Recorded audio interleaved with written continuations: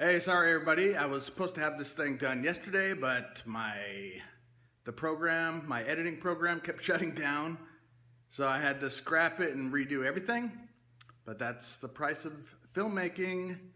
So we're gonna revisit the fighting in a phone booth. I'm gonna teach you a technique on how to survive a extreme close quarters combat situation.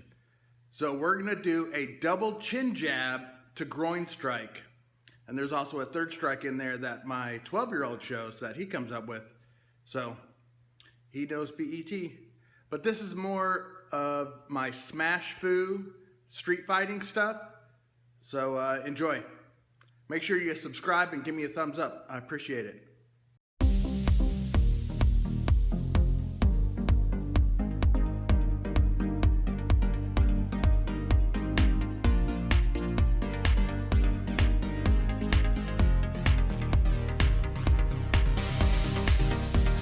We're going to revisit the fighting in a phone booth. So fighting in a phone booth, basically what I mean is extreme close quarters combat. It doesn't mean you're actually fighting out of a phone booth. It means that you are in extreme close quarters with the attacker. So if I'm in this position, this is what I want. I want to be right next to this person. Now I have access to all his targets. Since my system's a target-based system, I don't have to worry about scenarios and techniques. I just worry about getting to these targets. So one of the things we could teach, it's actually not out of my BET program, it's out of my Smash Food program, which is the street fighting program. So if I'm in a phone booth, who knows what happened up to that point, but here I am right next to my attacker where I want to be. So from here, now normally, I'm just assuming my attacker is larger than me. So I put him at least an inch taller, so that's just more realistic. So if I'm here, if he was shorter than me, I wouldn't use this technique. And then that's the problem with techniques, is it depends on different variables. When it's just targets, you just go for targets. So this is a technique. It's called a double chin jab. So I'm going to double chin jab. So I'm here, man, whatever happens, I'm here. Double chin jab, which I push his chin up and out. Now look at what that exposes. Look at the target it exposes, right? The groin. So it's here, double chin jab. And if I miss with one, fine, I'm catching it with the other. Double chin jab, groin strike. This is right inside my phone booth. Double chin jab, groin strike. And it happens like that. I don't really need to know. I don't even have to see where this guy is. I can feel where he is, and I know in relation to what I'm feeling where his chin's going to be. Double chin to groin. Double chin to groin. Even if I miss the chin, I'm making his face move up. All I'm trying to do with this movement is to expose the vital target, which is the groin. Double chin, groin. Double chin, groin. I'm also throwing him off balance. Instead of him wanting to get his proper balance, weight forward on the balls of your feet, weight even on the balls of the feet, I want him on his heels. So I'm going to move forward and I'm going to take his space. I want to end up where he was. Right? I'm exposing the target. I'm striking the target. Exposing target, smashing target. Now, if he survives that, there's no way. So, expose the target, smash the target. Now, if the opportunity is there and you have nobody else to protect, I can bolt. All right? I can leave the scene. Because you don't know if he has a friend coming or if he's going to wake up out of this ball smashed coma he's in and pull a gun or knife, I'm going to be long gone. Okay? So there's probably, if this doesn't take him out, it would expose a third target. Right? Double chin jab, Groin strike. That's what we learned. That's what we're just learning today. That's it. Double chin, groin. Double chin, groin. Double chin, groin. So this will also work in kid self-defense. This is something that it's going to do some damage. Now, depending on the size of the bully or how old the bully is, you're not going to do this 12-year-old to 12-year-old unless there's a weapon involved, which who knows nowadays. Okay, so come in, Christian. You've seen Christian in another video. Okay, so we're in a phone booth, right? So here he goes. Go slow. Double chin, groin. Boom. And then he saw a neck open, so he struck the neck too. The side of the neck, the vagus nerve right there.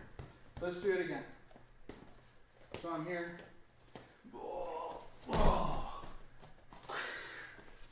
So if that third target gets exposed, strike it. Back of the neck, the vagus nerve. Right? Can you knee So let's go again. So it's like you do that Chin, down groin, and then like knee it. knee the throat. You can, but you got to be kind of trained for that. Unless it comes natural to you. So he's asking, he saw another target open. He went chin jab, groin, and what happens when you hit the groin is a somatic reflex.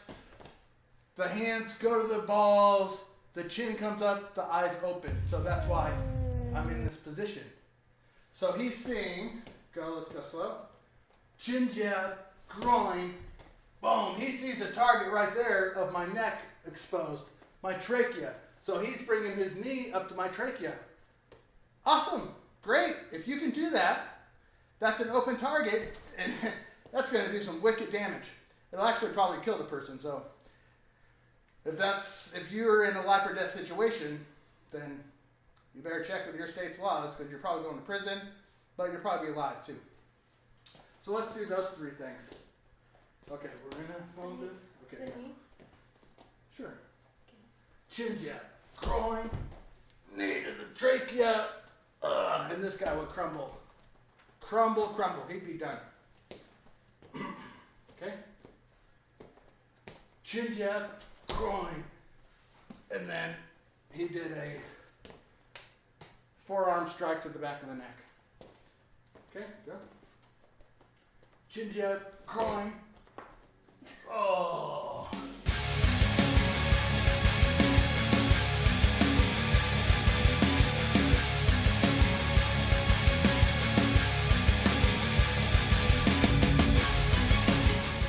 And then the somatic reflex to the trachea, his hands go here.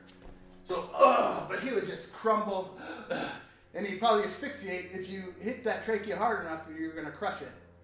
And then you're not going to the attacker's not going to get any air. He's going to asphyxiate and die. Okay, cool, thanks. What we learned today was double chin, fighting in a phone booth, which means just close, super close, extreme close quarters combat. Fighting in a phone booth, and what to do if you're that close. So notice what I didn't do is try to create space. How do you create space if let's say you are trapped in the phone booth? How do you create that space? You don't do it. You can't do it. And a lot of these martial arts aren't trained in that extreme close quarters combat. So the martial arts won't work in that situation because you aren't going to create your space.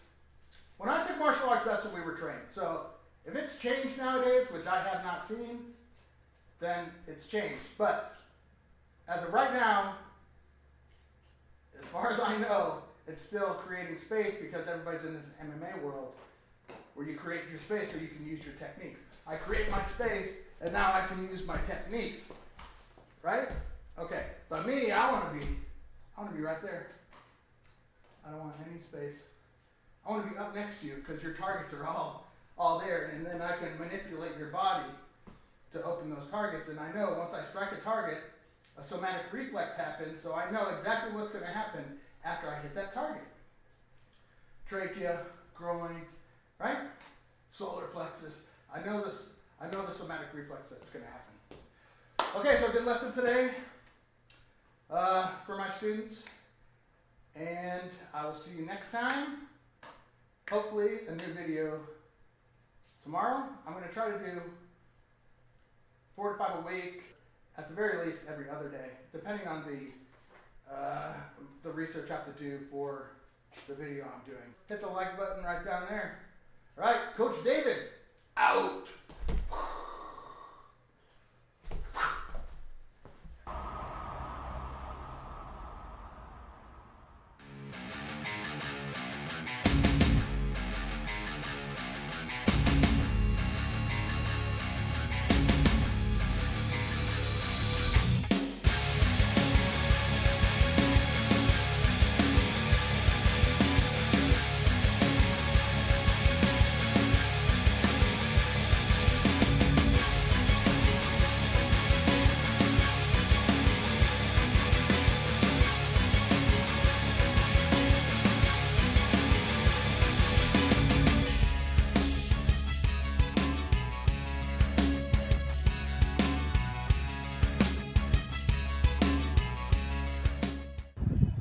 Subscribe right here. Yeah?